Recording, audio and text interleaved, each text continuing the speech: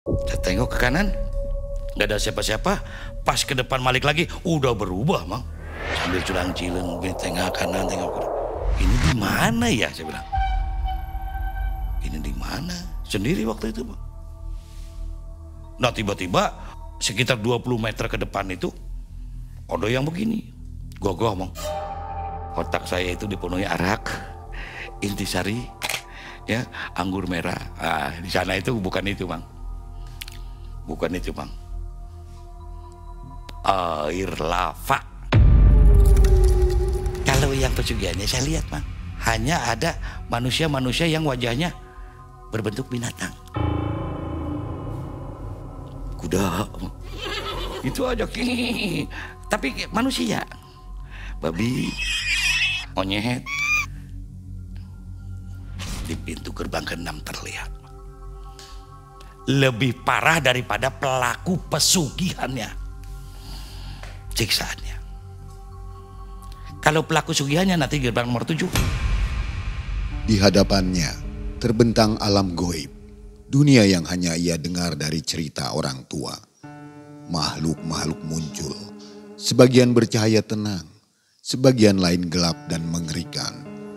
Di antara mereka ada sosok yang sangat ia kenal. Memandangnya dengan mata penuh kekecewaan. Tubuhnya bergetar. Satu persatu dosa yang pernah ia lakukan melintas di hadapannya. Seperti film yang diputar ulang. Berilah aku kesempatan. Ia berbisik parau. Aku akan berubah. Aku bersumpah. Ucap Kang Dadang. Sobat Malam Mencekam, hari ini ada tamu kita, narasumber kita yang kita nanti-nanti. Banyak sudah yang meminta. Siapa dia? Ini kelihatan pelontos-pelontosnya. Dialah Kang Dadang Botak. Assalamualaikum Kang Dadang. Waalaikumsalam warahmatullahi wabarakatuh, Bang. Nah, akhirnya kita bisa menghadirkan kembali Kang Dadang Botak. Hari ini Kang Dadang punya kisah melanjutkan yang kemarin ya. Perjalanan, Mang, menapaki yang pola kanan itu setelah saya bertemu dengan Mang Surya. Dengan Mang Surya ini iya, ya. Jadi kelihatannya tambah dalam nih ya. Dari kisah ini ada yang bisa kita petik hikmahnya ya. Pasti ada nih ya. Ada Alhamdulillah, positifnya. mudah-mudahan, Mang. Ya, Jadi contoh untuk kita semua. Siap, mudah-mudahan.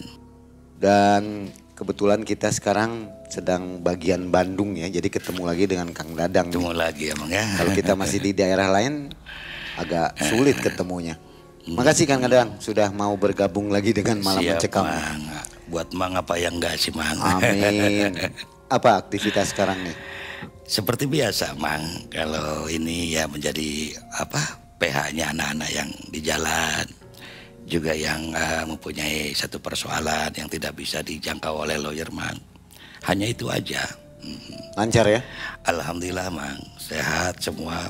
Banyak rezekinya juga, insya Allah, Mang. Luar biasa ya. Nah sobat, jangan coba-coba skip video Kang Dadang ini. Pasti seru dari awal sampai akhir.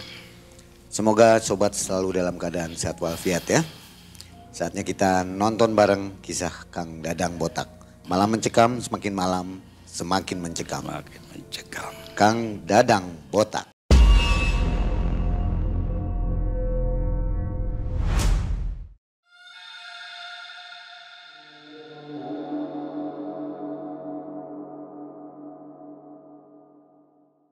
Aduh, Bang Aida, lama ya kita nggak jumpa ya. Juga untuk penonton semua, mudah-mudahan nggak bosan lihat wajah saya ya. Pada kangen nih. Oh gitu, kangen Iya. ya. Baiklah, saya akan lanjutkan cerita tentang perjalanan hidup saya. Selama saya menapaki pengetahuan yang disodorkan atau yang diberikan oleh melalui Mang Surya, Mang ya. Saya tetap belajar di Padepokan. Dan kebetulan di sana itu tidak mudah, juga tidak susah, Mang, menurut saya. Karena apa? Karena tugas-tugas saya pun dari guru besar kami hanya mengislamkan orang yang telah Islam, Mang. Artinya kan mereka yang di luar sana hanya menggunakan isi dengan fungsi, Mang. Kalau di sini saya pelajari dengan intinya. Sangat simpel dan sederhana menurut saya. Tetapi Begitu saya tafaki dan tafakuri perjalanan ini sangat luar biasa, Mang.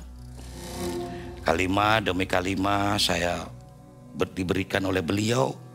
Biasa kalau pas Mang, dari maghrib itu sampai jam 12 itu saya nggak tidur, Mang. Karena menurut beliau, guru besar saya, al ilmu yuta wala yuti, akan bisa menerangkan kita tentang al ilmu watabisul haq bil batil, kata beliau, Mang. Dan kanjeng malaikat Jibril itu datang itu pas tengah malam, Mang, jam 12. Maka kalau Rasul 1/3 malam, saya baru kuat dengan setengah malam, Mang. Nah disinilah saya mulai agak curiga, ilmu apa ini sebenarnya.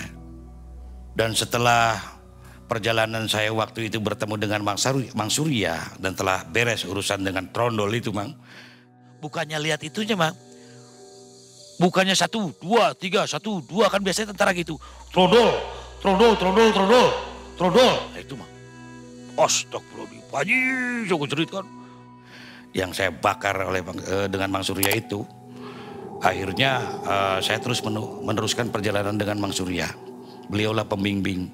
Tapi ada guru besarnya, Mang.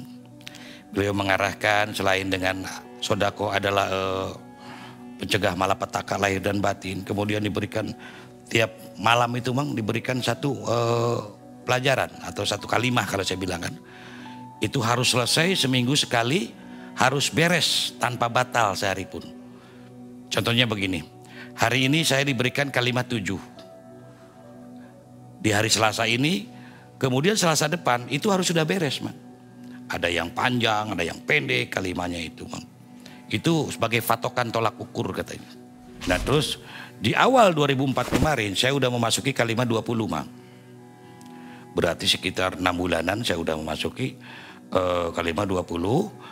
Nah sekarang pertengahan 2004 ini, Mang, saya memasuki kalimat 21. Satu kalimat harus dikerjakan, wajib dikerjakan dari trit hari Selasa nyampe Selasa depan itu harus naik. Tapi dengan catatan harus hafal. Karena dari maghrib itu, Mang, nyampe jam 12 itu saya nggak tidur. Diwajibkan nggak tidur. Untuk apa? Untuk sila di jam 12-nya. Jadi jam 12 kurang 5 saya langsung abdas, kemudian duduk bersila. Istilahnya membacakan itu. Harus di luar kepala. Selama 1 minggu.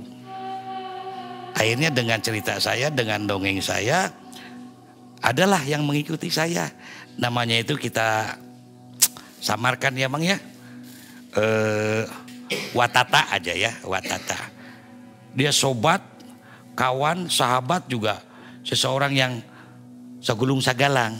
Kalau bahasa Indonesia itu, bareng kemana-mana bareng. Karena waktu diangkut pun bareng. Nah Watata ini tertarik, Mang, dengan pengetahuan yang saya dongengkan ke beliau. Wah, saya bilang, jadi sebetulnya kita ini selama ini hanya ngaji cangkang, Wak. Karena apa? Dalam kalimat tahun aja kita sering berlindung, saya bilang gitu kan. Padahal kan kalau memang semuanya berlindung kepada Allah, ya sudah tidak akan disediakan neraka, Wak. Dia tertarik dengan cerita seperti itu. Akhirnya, kok dia nyebutnya itu Odang. Odang dari mana dapat pengetahuan ini? Ada, Wak.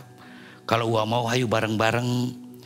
Singkat cerita, Wak itu mau belajar, Mang. Karena belajar kami itu seharusnya seumur hidup. Untuk tentang agama itu seumur hidup.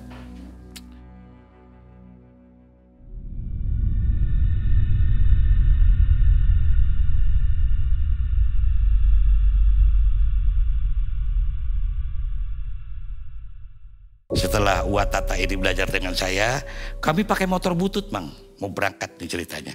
Ini belum ada gaibnya dulu ya, tapi di sini menjelaskan bahwa ilmu ini nggak sembarangan. Tiba-tiba kami naik motor, Mang, mau ke Padepokan jam 9 malam. Nah, pas kami naik motor butut waktu itu Grand, Mang, dengan beliau itu. Ya walaupun dia sepuh, tapi dalam ilmu, dalam pengetahuan yang kami pelajari di Padepokan sebagai rai, Mang. Karena untuk ilmu itu nggak melihat usia. Beliau yang bawa, saya yang bonceng, Mang. Dia ketawa-ketawa, Mang. Dang, lihat tuh, ada orang katanya. Udah butut motornya, kata dia kan. Oh, mogok lagi. Nah ada kontan mang. Begitu Ua mengucapkan itu, 50 meter kemudian kami mogok mang. Kaget juga mang. Wah, gara-gara Ua ngomong kayak gitu kita yang jadi mogok. Tapi Ua itu pede mang. Tenang aja, kita paling habis bensin kata beliau kan. Akhirnya berjalanlah kami sambil nuntun motor hujan-hujan begitu bang. Karena Ua itu lincah dan saifanya atau bahasanya udah luar biasa. Jangankan sekarang belajar, dulu nggak belajar aja dia hebat bang. Tiba-tiba ada temannya, begini, strike dapat aja, udah tuh uang 50.000 bang. Buat beli bensin. Gak tahu apa yang diucapkan Ua. Nah itu Watata bang. Itu kehebatan-kehebatan yang tidak disadari. Akhirnya nyampe lah kami ke Padepokan. Ua dapat kalimah waktu itu. Kalimah itu ayat bang ya kali ini. Ua dapat kalimah waktu itu 17, saya maju ke 21 bang. Nah ini sebetulnya. Mulai saya tanda tanya dalam kalimah itu apa sih? Selama ini saya nggak pernah apa artinya? Nggak pernah pengen tahu. Yang jelas jalani aja gitu kan. Seminggu udah beres, saya laporan. Nyebutnya itu mama besar itu Akang. Guru besar kami itu sebutnya Akang. Kang, abdi terus beres kalimah 20. Oh siap Odang. Berarti ke 21 sekarangnya. Nah di kalimah 21 ini bang. Saya baca, saya nggak bakal bacakan itunya. Ada sesuatu yang mengenai jin bang. Di dalam kalimah itu saya tanda tanya bang. Ini saya harus masuk ke kalimah ini nih. Gimana caranya? Ini soalnya ada jin-jinnya gitu loh. Saya paling seneng kalau berhubungan dengan kayak gitu waktu itu kan. Saya coba, udah kangen mang. Ketemu trondol udah nggak ketemu lagi. Pocong kuntilanak udah ketemu lagi. Gitu bang. Kangen banget. Bahkan ada cerita mang. Waktu 2004 itu ada gempa bumi skala 5,7. Dan kami sedang belajar tidak terasa mang. Padahal kata orang itu waktu saya keluar dari Padepokan itu geger mang. Gempa bumi terasa banget katanya begini. Kami yang sedang belajar tidak pernah merasakan apa-apa. Kami terbengong terheran-heran. Ada gempa bumi 5,7 dan sekian. Gak ada terasa. Entah itu kami yang terlalu serius. Atau memang perbawa kalimah yang diberikan oleh Akang itu memang. Gak ada. Gak ada cerita kami berapa kali gempa. Bahkan di keluarga waktu itu. Ini kehebatan yang pernah saya alami. Gak terasa. Nah tadi nyampe bahwa kalimah 21 bang ya. Saya penasaran bang. Ua Tata itu dapat kalimah 17. Saya dapat kalimah 21. Akang itu memberikannya gini. Pak Odang. Jangan kaget ya. Sok seperti biasa. Nanti nyampe rumah. Kalau memang sempat di sini ya di sini. Karena tadi udah kata jam 12 kelewat. Sudah di sini aja. Nanti yang kedua di rumah. Tapi jangan dikotak-katik ya. Gitu aja. Pesan Akang itu bang. Semakin penasaran kalau saya kan mendengar seperti itu. Ini kayaknya ada keistimewaan nih. Dengan Ua gimana itu? Ini mah biasa dong. Ya kapi ya wapi ya sapi ya. Oh ya udah. Saya ini lihat. Ada jin-jinnya Wak. Wah kamu mah jangan macem-macem. Tadi Akang udah pesen gitu. Di perjalanan pulang itu man. Naik motor pulang. Nah sebelum itu tiba-tiba mang. Pertengahan 2004. Anak saya kan udah SMP man. Namanya saya kasih namakan bulan yang manfaat buat manusia. Itu kelas 1 SMP. Ini siangnya nih mang. Setelah saya dapat kalimah 21 ya. Ya A mau ke kota dulu katanya. Dengan si A. Akhirnya dan temennya bawa Pega. Bawa Mio Sporty itu bang. Mio itu yang merah warnanya kan. Nah di perjalanan jam 10, jam 8 belum pulang. Jam 9 belum pulang. Waktu itu HP cuma 1 bang. Nyampe pagi gak ada pulang. Akhirnya jam 10 siang. Jam 10 sekitar 10 jam setengah 11. diantar oleh kondektur Damri, Mang. Lehernya mau putus. Kena begal, dikira condong. Cuman waktu itu katanya di sana, kata setelah sadar ya, motor beliau ditukar pakai Vega R itu. Temannya pakai motor yang Mio. Dan motor yang ditukang hilang. Berurusanlah saya dengan polisi. Siapa polisi itu? Pamannya yang punya motor itu. Kami dalam situasi darurat ditekan 6 juta, Mang. Harus bayar motor Vega waktu itu. Ini lehernya gimana ini? Yang luka itu, ini kena kawat, Mang. Kena kawat. Wah ini. Lalu katanya ditarik ke aspal. Karena saya pede, Mang. Walaupun begitu. Karena saya udah punya pengetahuan itu. Duduk kamu, saya bilang. Nah setelah diantar oleh kondektur Damri, udahlah gampang masalah ganti motor, gampang nanti kita berunding, saya bilang kan. Hari itu juga suruh duduk. Saya ambil air 1 gelas, saya gini kan ke luka aja. Lehernya. Besoknya dia udah bisa main lagi. Nggak dibawa ke UGD gitu ya? Saya ke UGD, nggak ke rumah sakit, nggak puskesmas. Karena saya pede waktu itu. Karena di situ kayaknya ada juga saya pengobatannya. Ini diusap pakai air, ini dipakai air begini. Saya mantrain itu, ada kalimat berapa lah saya bacakan. Padahal sebetulnya nggak boleh itu. Tapi saya paksakan untuk keluarga. Besoknya udah bermain lagi. Cuma satu lagi urusan. Dengan pamannya yang punya motor itu. Dia minta 6 juta cash. Waduh saya bingung lagi. Saya konsultasi dengan Mang Surya. Pak Surya apa jawabannya? Pak Odang juga bisa. Kan sudah ada ilmunya. Iya Mang, tapi saya besok hadapan dengan polisi. Kalau besok nggak ada uang berarti saya masuk sel. Pak Odang juga bisa. Mang Surya seperti itu. Sok bisa Pak Odang katanya. Akhirnya berkat dorongan dari Mang Surya, saya datangi Mang rumah orang itu. Pak, dengan tidak mengurangi rasa hormat, ini kan sebetulnya musibah bersama, sebelah gitu. Oh nggak bisa, kata bapak polisi itu. Nggak bisa, ini bukan musibah bersama, karena masing-masing bawa motor. Kenapa sih pengen bawa motor ponakan saya? Katanya. Oh, jadi gimana baiknya Pak? Pokoknya hari ini jam 12, waktu itu masih jam 9. Kamu harus ada uang 6 juta. Kalau nggak ada 6 juta, berarti kamu masuk bui. Karena ada pasal yang menentukan itu, dasarnya apa? Enggak pamit katanya pakai motor dia. Padahal yang mau tukeran itu mereka. Satu pengen Matic kan Mio, yang satu pengen pakai gigi mereka. Tapi tertekan waktu itu, saya ditekan. Entah karena perbawa pengetahuan itu atau apa, saya tenang waktu itu. Oh siapa, kalau gitu jam 12 ya. Ya jam 12 harus ada. Nah tadi Watata itu, teman seperguruan itu, tiba-tiba dia bawa Vega Mang.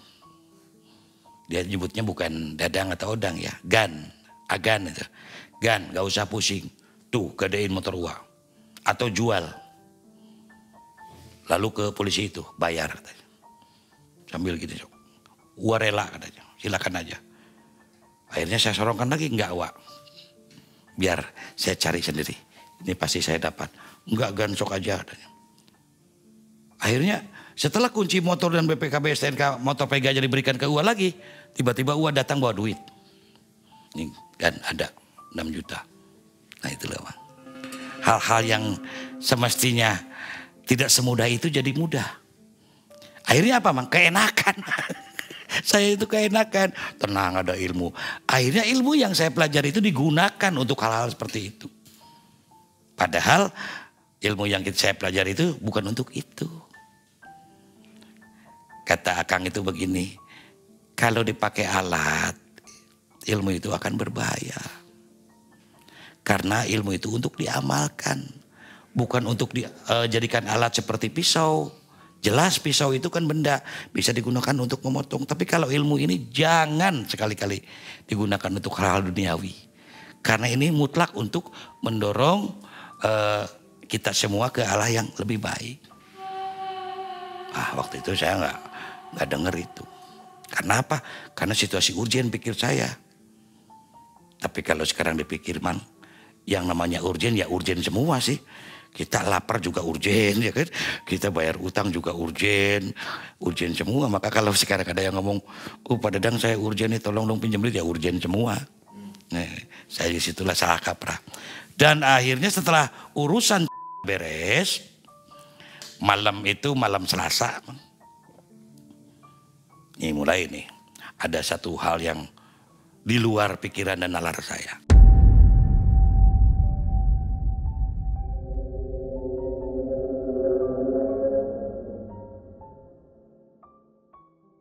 Jam pada Isya itu udah siap-siap. Kebetulan Watata itu nggak nyamper. Saya berangkat sendiri jalan kaki ya. Naik angkot dari, waktu itu saya udah Cileunyi lagi Bang. Dari 2004 awal itu saya masih di Junggerung. Kemudian saya udah pindah ke Cileunyi. Namanya di kampung kepala sekolah yang punya kontrakannya. Tinggal ke depan naik angkot. Kan cuma 3.000.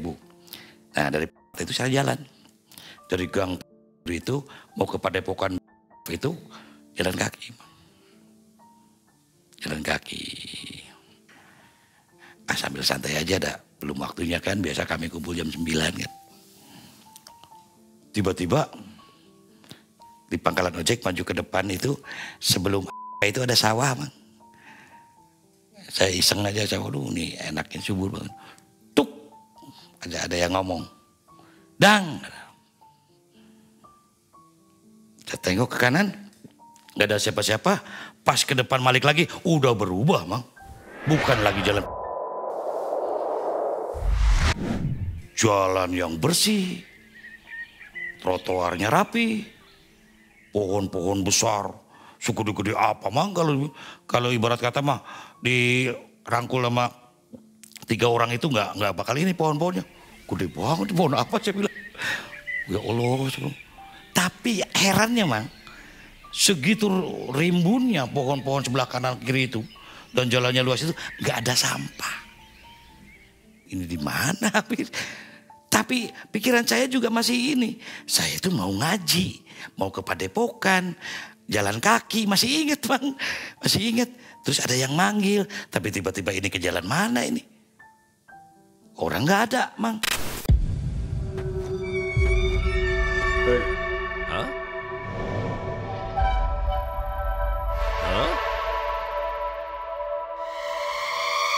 Sambil culang cileng, tengah kanan, tengah kiri. Ini di mana ya saya bilang. Ini di mana? Sendiri waktu itu Bang. Nah tiba-tiba sekitar 20 meter ke depan itu ada yang begini. Gagah Bang. Kalau ini mah kalau apa namanya? Kalau dalam pewayangan mungkin Bima ya. Ini pakai apa? Bukan mahkota, ikat kepala. Yang dari apa Hoe itu Gajah Mada, kayak Gajah Mada Bang. Dang, ini tadi saya yang manggil, pikir saya. Iya siapa? Kok pakaian kamu kayak gitu? Jangan banyak cerita, ikut saya. Kayak yang kewengan anak Bang. Saya kan ini gede Bang. Kalau sama dia gini, ikut saya, jangan banyak tanya. Dibawa Bang. Mau ngelawan gede banget. Wow, otak saya mulai ini. Ini sebetulnya apa sih? Di tengah, di alam seperti itu saya masih, ini sebetulnya apa? Mau apa orang ini saya bilang kan? Terus saja sambil bingung. Cengkeweng Bang, tahu kan cengkeweng kan? Setengah diseret, jangan banyak tanya ya. Bahasa Sunda sih Bang, bahasa Sunda jujur aja. Saya bahasa Indonesia kan. Nah, saking saya capek kan. Pak, nanti dulu mau kemana? Ikut aja. Kamu tuh banyak ngomong. Nah, tiba-tiba memasuki kayak gapura Pak. Biasa-biasa gapura aja, nggak terbuat dari emas atau apa. Batu-batu candi kayak gitu. Ada pendopo luas kayak ruang meeting lah kalau sekarang mah ya. Pendopo, ular Bang ini apa patung-patung itu.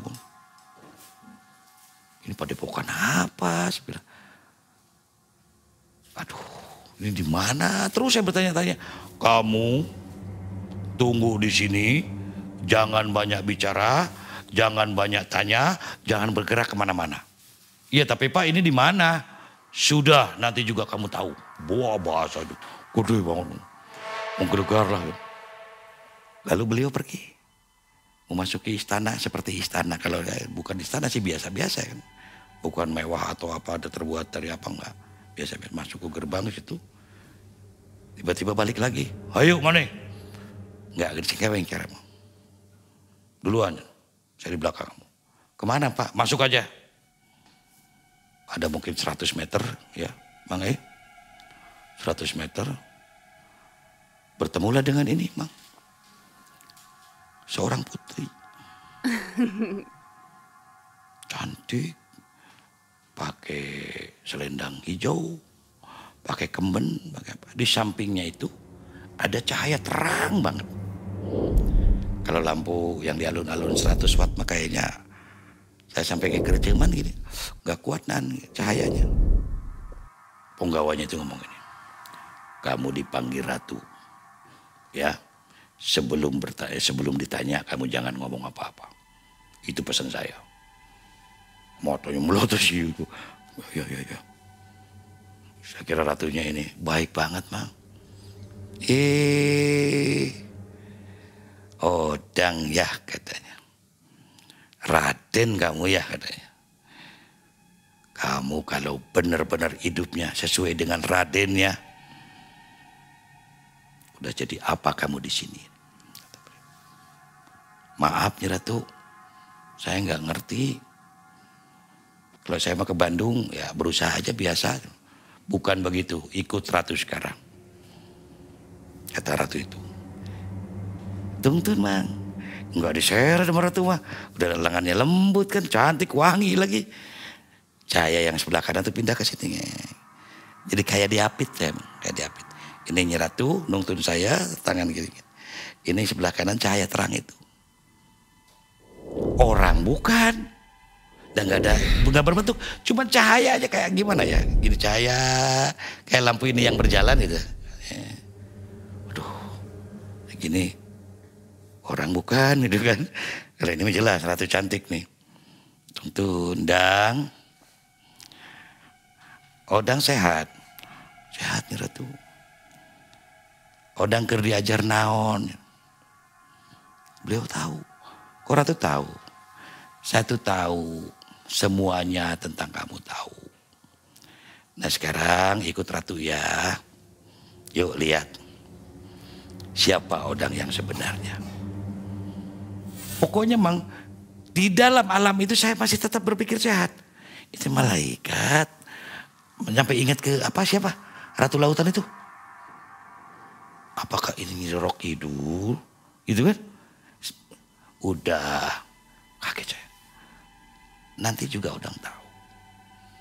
Jadi ini belum sadar ya ada di dunia lain nih? Belum sadar. Pokoknya waktu itu saya jalan mau ngaji mau ke Padepokan itu. Tiba-tiba di jalan turun dari angkot 100 meter kemudian saya jalan kaki. Lewati sawah sedikit. Tiba-tiba ada yang manggil. Saya tengok lagi sebelah kiri. Sudah jalan seperti itu. Udah dibawa oleh itu penggawa itu.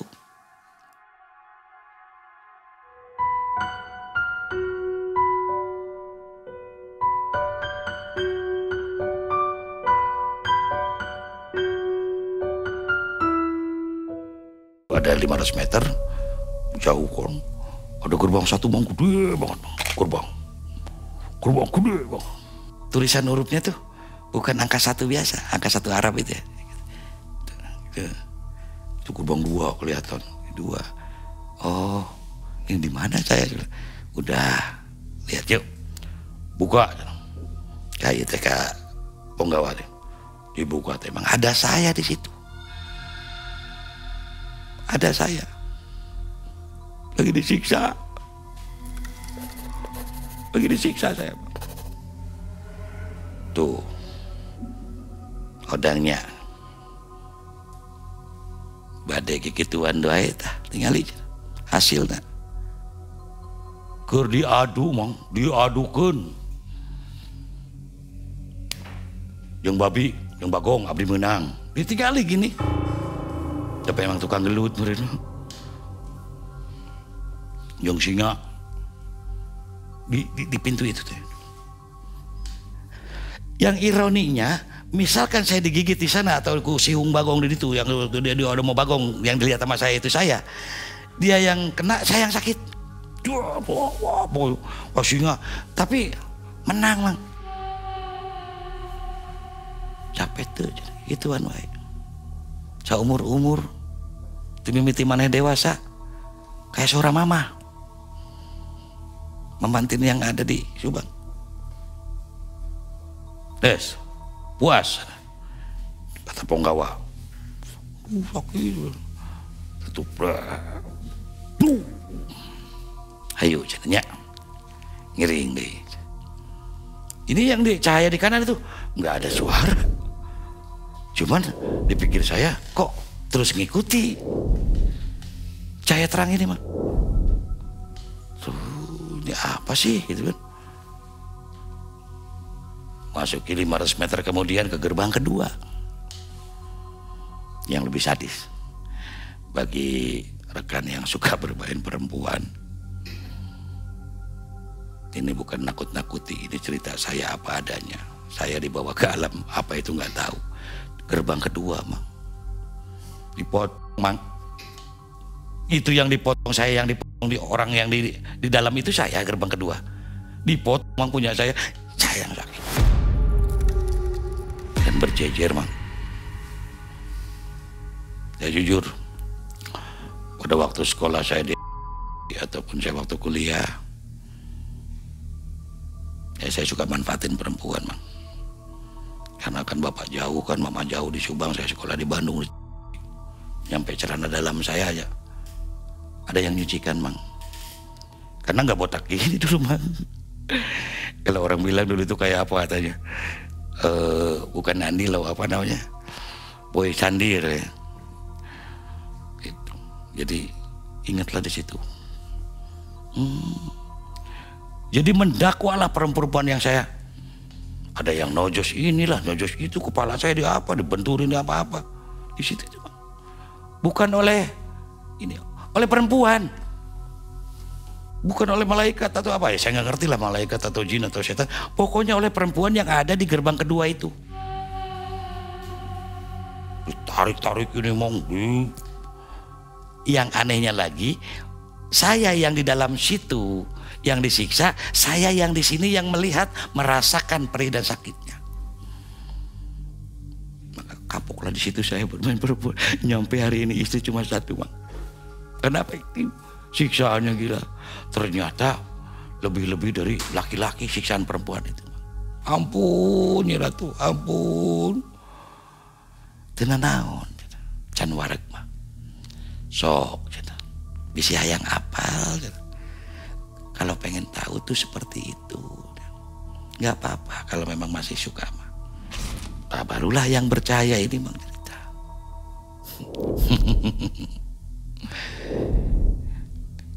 Kayak komunikasi dengan Ratu ya. Biarkan Ratu merasakan. Kalau bisa jangan dulu pergi. Aduh, ampun ya Ratu, saya gak kuat melihat itu. Maju. Tunggu deh, perjalanan saya sampai seperti itu. Gara-gara saya pengen membuka kalimat 21 itu. Padahal baru pengen, baru niat. Belum saya apa-apain. Cuman saya duduk jam 12 bersilakan. Menghafalkan misalnya waktu itu. Al-Muhitul Alimur Robus Syahidul Hasibul Fa'alul Kolakal Bariul Musori.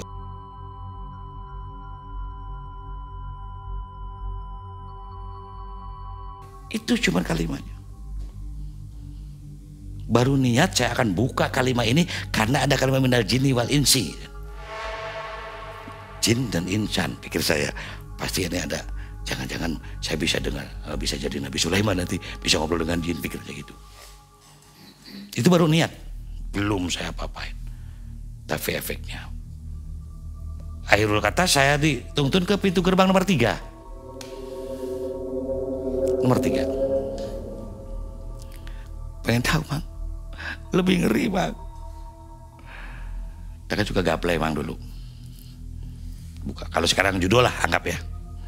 Judul lah anggap. Aduh, yang sedang judul jangan sampai kayak saya. Berulang-ulang. Dipotongnya pakai apa? Pakai pisau tumpul.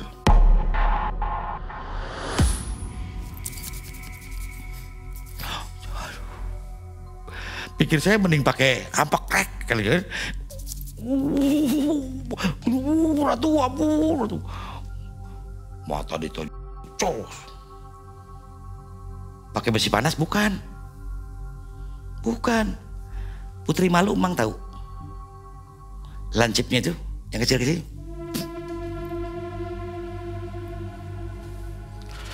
Aduh, nggak ada yang enak. Pengen saya tuh pengen ya mati aja lah daripada kayak gitu. Potong-potong wow, ini cocok pakai brot ditarik, masukin ke dalam brot ditarik. Pingsan.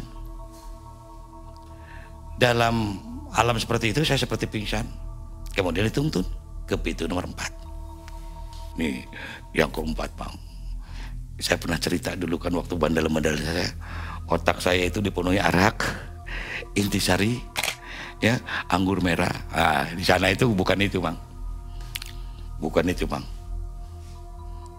Air lava.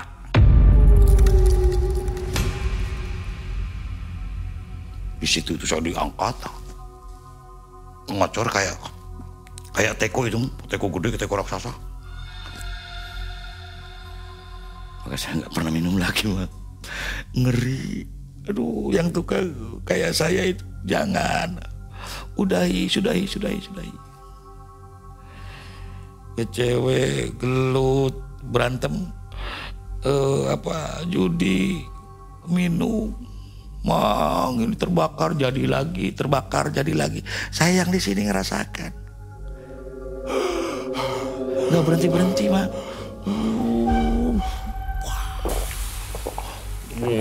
Waduh. Ini bukan cerita komik Mang. Ini cerita saya setelah saya belajar seperti ini. Ya karunianya mungkin hidayahnya bagi saya jadi mengetahui itu, jadi takut melakukan itu. Kalau yang lain nggak takut nggak apa-apa, bebas saja. Cuma saya yang merasakan waktu itu dianjangkan, kalau bahasa dianjangkan, dibawa ke alam seperti itu, saya mendapatkan perlakuan seperti itu. Jangan lihat saya sekarang, saya dulu itu lebih dari kalian. Jahatnya karena dengan otak yang di luar kapasitas ini Mang, jadi apa digarap semua.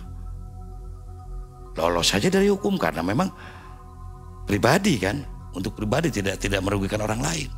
Tapi akhirnya apa? Morat marit ekonomi kan. Untuk ke perempuan ya harus punya duit. Untuk judi apalagi. Untuk minum ya kayak gitu harus pakai botol. Nah yang kelima Mang, pintu gerbang kelima. Ayo, Cang. Badai kumahatain aja, terus ninggalin gitu. Ratu ampun. Jangan diperlihatkan lagi seperti itu. Saya udah ampun, tobat. Belum. Saya kan dulu berantem sama bapak Mang. Dulu itu.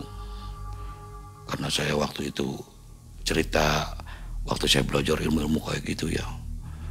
Jangankan teman-teman atau rekan-rekan yang di jalan, bapak pun udah kelihatan kayak semut Mang. Lagi hajatan waktu itu Mang. Ini cerita dulu tentang bapak. Almarhum. Waktu itu kami hajatan, Mang. Saya udah dewasa lah. Umur 22 tahun. Bapak itu kan punya istri 2, ya, yang dulu diceritakan di Banten itu. Kakak saya yang sebelum acara di Banten meninggal itu, dia juga hebat Mang. Galak kan. Lagi hajat, dia ada sambil mabuk ke belakang, ke dapur, dia pecahin gelas, kayak gigi, lalu belingnya dimakan sama dia. Saya lihat, saya marah, jangan kayak gitu dong. Ini lagi hajatan, kasihan bapak waktu itu. ya kan? Oh dia ngamuk, saya seret aja dia akan keluar. Saya juga berani sama dia kan, sama kakak. Tapi bapak salah paham waktu itu. Disangkanya saya yang bikin kacau. Akhirnya saya jengkel. Dulu kan di kampung itu di Mang patromak, pakai patromak kalau aja tuh. 8 patromak ceger pada. Saya dicekek ke bapak gini, bapak dibanting, spread. Saya injek lehernya. Nah disinilah di gerbang kelima sambungannya yang lawan sama bapak dan ibu. Jangan sampai saya melihat dengan mata kepala saya sendiri, Mang, siksaan yang durhaka pada bapak dan ibu, Mang. Aduh, Mang, ngeri. Saya sampai ke Ratu itu, Ratu, udah saya akui, lebih baik aja saya sampai begitu. Udah matikan saya daripada saya harus melihat seperti penderitaannya, Bang. Ini kasih gitu, ditarik, Bang.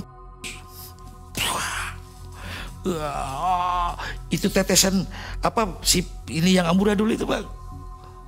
Kerasa banget, perih. Allahu Akbar, saya bilang. Terus ini, udah nyambung lagi, ini tarik.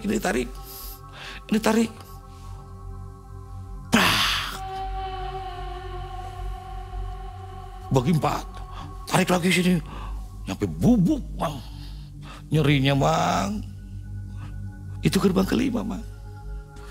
Perilaku kita kepada orang tua, perilaku saya pada orang tua waktu itu diperlihatkan ngerinya, Bang. Siksaannya.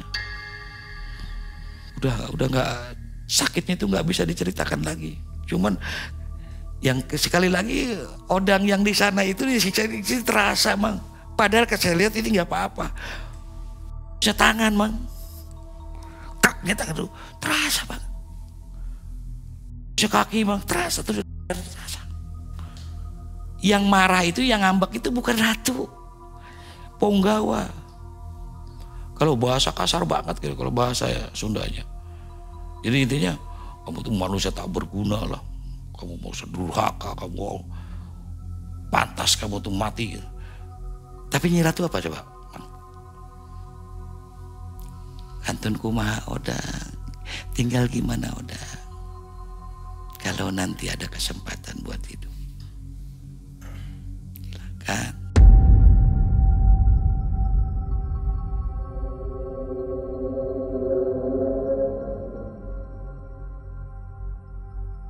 Yang keenam, Mang tahu yang suka ngobrol atau bergaul dengan jin, yang suka menyambungkan antara pesugihan A ke pesugihan B, yang suka menjadi mediator. Saya ngalami, Bang, ngalami. Satu saat begini, maksud ngalami itu, Pak Dadang, entah itu saya baru, kamu tahu nggak tempat pesugihan di mana? Cuma menunjukkan, misalkan itu Pak di sini demi uang, misalkan 100.000, 200.000 demi komisi. Nanti ini kamu alamat ini kan, cuman gitu, Mang. Di pintu gerbang ke-6 terlihat. Lebih parah daripada pelaku pesugihannya, siksaannya. Kalau pelaku pesugihannya nanti gerbang nomor 7. Pelaku pesugihan. Ini yang menunjukkannya saja, yang memberitahu alamat A di anu jalan anu gitu. Lumayan 200.000 gitu kan. Yang menunjukkannya aja, Mang. Saya di sana pertama berbentuk manusia, kemudian jadi binatang yang paling nggak berbentuk. Binatang yang nggak berbentuk. Kalau anjing kan jelas anjing. Kalau babi kan jelas babi. Binatang kakinya 4 tapi nggak berbentuk gitu. Wajahnya itu apa itu? Disuapinnya apa, Mang? Maaf. Harus ditelan. Itu gerbang nomor 6. Itu hanya yang memediatori, hanya yang menjembatani, hanya yang menuduhkan. Makanya jangan iseng. Lebih baik kita jawab nggak tahu, beres. Tidak akan mengalami seperti saya. Nah yang ketujuh saya bilang, kalau yang pesugihannya saya lihat, Mang, Di situ tidak ada saya, hanya ada manusia-manusia yang wajahnya berbentuk binatang. Kuda, itu aja, tapi manusia, babi, monyet. Tah, kalau orang mau kaya mah di dunia kayak gitu tuh, gampang tuh. Orang mau udah bisa, gak usah nanya sama orang. Cuman kasihan, yang kepalanya kuda nyari rumput nggak ada, batu dimakanin. Yang kepalanya babi nyari makanannya nggak ada. Nah pada gerbang ke-8,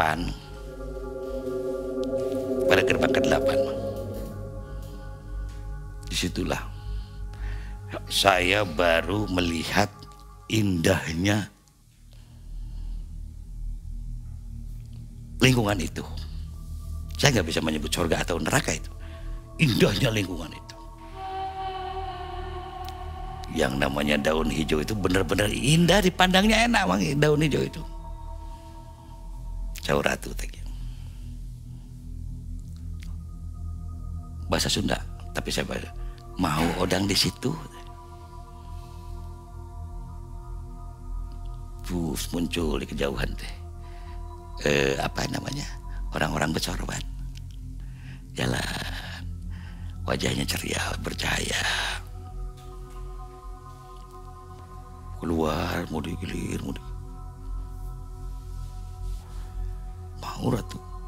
Sok atau gerak elingnya. Tamatkan diajarna. Bereskin. Gerbang 9. Masuk. Kaurnya ratu teh. Masuk ke situ. Beras teh abdi keluar di sana mang. Di apa namanya? Tangga 1000. Tangga 1000 di atas. Dekat waktu kita syuting pertama itu. Ke atas dikit. Ini mah tangga 1000 sudah.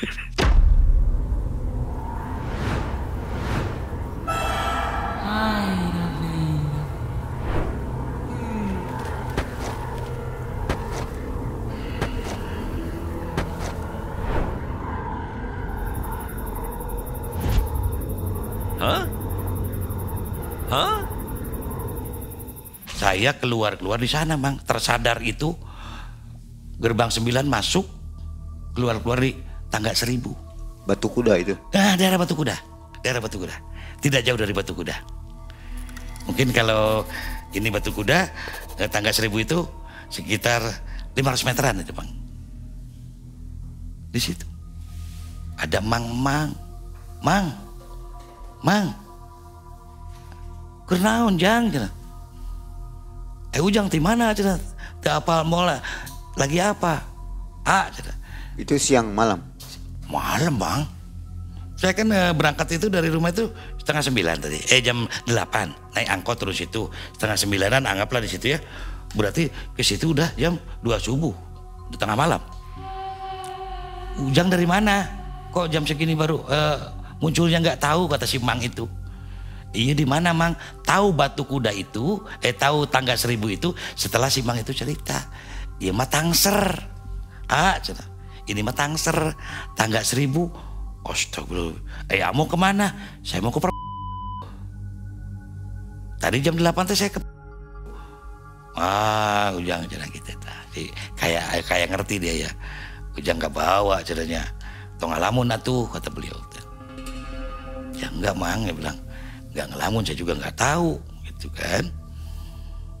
Nah, sejak peristiwa itu, Mang, saya udah nggak berani lagi bermain-main dengan kalimat yang diberikan oleh guru besar saya. Jadi tiap kalimat yang diberikan itu, asal ada kita kreteknya, di hati kita niatan untuk membuka kalimat itu, ya siap-siap aja. Itu yang saya rasakan. Apalagi kalau dipakai untuk hal-hal seperti pengobatan dan sebagainya. Pengobatan itu medis. Bukan karena pengen pinter kemudian yasin dibelem, kemudian dibajakan kopi, bukan. Gak ada fungsi.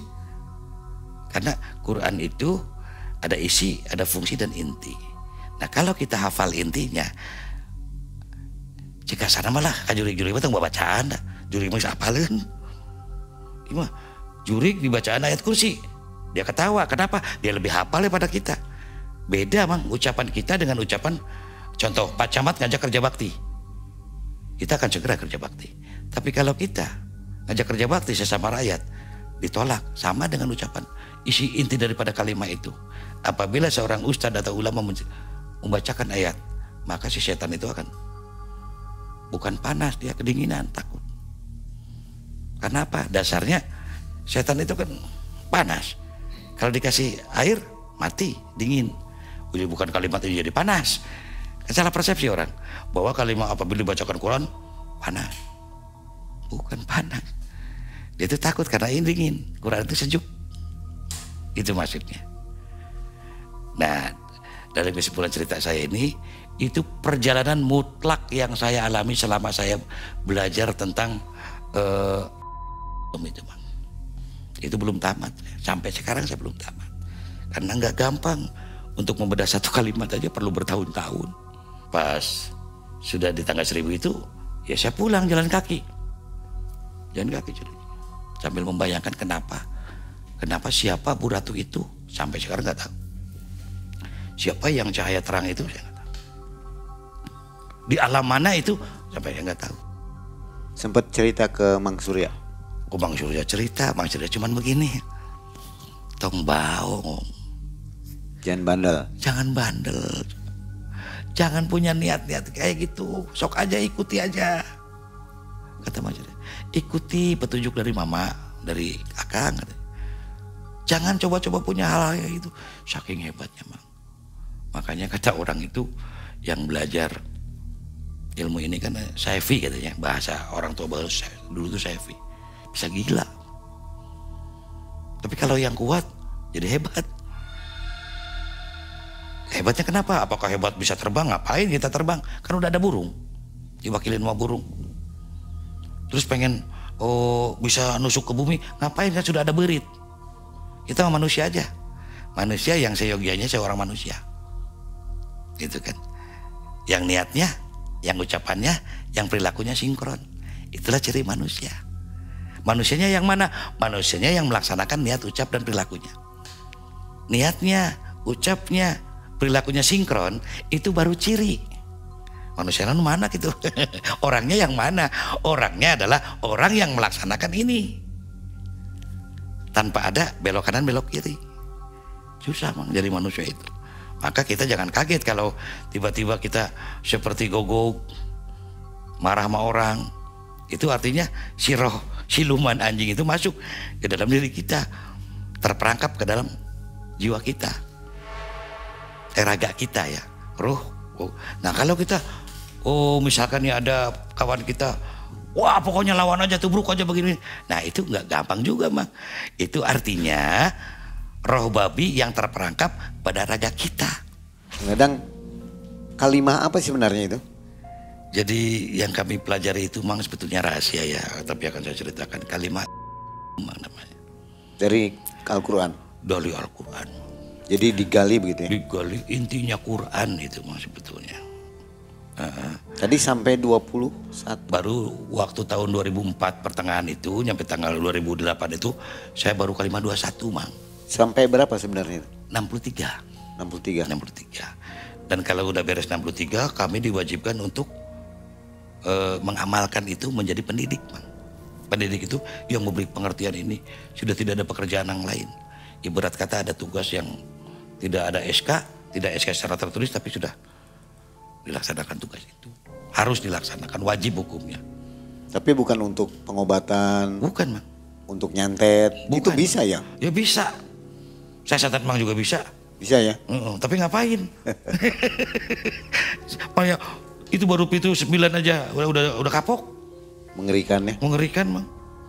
Lalu mau tanya, barangkali penonton juga penasaran kan? Gimana warga Trondol? Sehat-sehat semua? Kalau warga Trondol, karena saya sudah berapa puluh tahun ini nggak ke sana Bang, saya tidak tahu.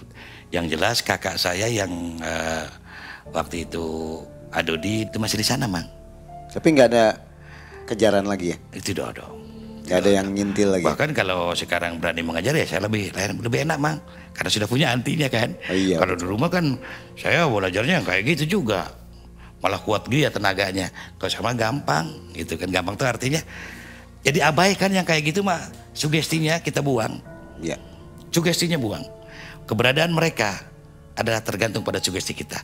Sugesti yang membuat kita halusinasi, maka terbentuklah satu realisasi. Pada waktu itu sebenarnya trondol bisa dihalau Sebetulnya kalau saya sadar dengan pengetahuan saya waktu itu bisa, ya kan? Tapi karena ilmunya belum nyampe. Belum nyampe ke sana, pemikirannya juga belum ke sana. Sekarang pun juga belum hebat, Mang. Cuman artinya lebih realistis itu, lebih realistis. Jadi lebih bisa difahami lah. Oh ternyata ini ada sebab dan akibat mengapa begitu. Oke. Sebetulnya yang kami pelajari itu, Mang, mempersimpel. Allahu Akbar, Allah Maha Besar. Besar apanya? Allah Agung. Allah besar kan ada, Allah kecil menurut. Karena Allah menciptakan dua hal, besar kecil, siang malam, ya kan? Allah Maha Besar udah betul itu juga bukan salah. Allah Agung, kalau Agung kan tidak ada bandingannya. Ya, itu maksudnya. Itu yang saya pelajari itu. Sampai sekarang masih? Sekarang lagi KKN, Mang.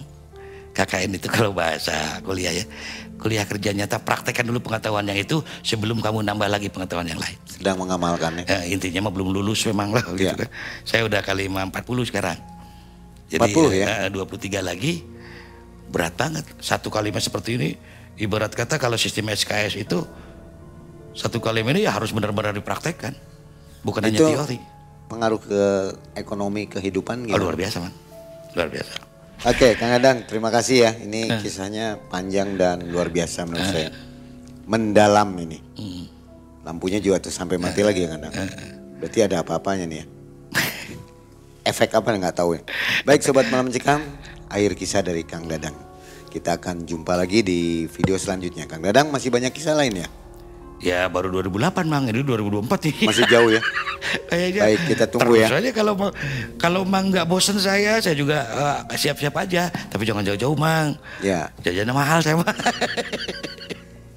Kebetulan kita di Bandungnya jadi ketemu lagi. Di Bandung masuk kayak kapan besok juga siap lah. Baik, terima kasih Kang Dadang. Sehat selalu Kang Dadang ya. Siap. Assalamualaikum warahmatullahi wabarakatuh. Waalaikumsalam warahmatullahi wabarakatuh.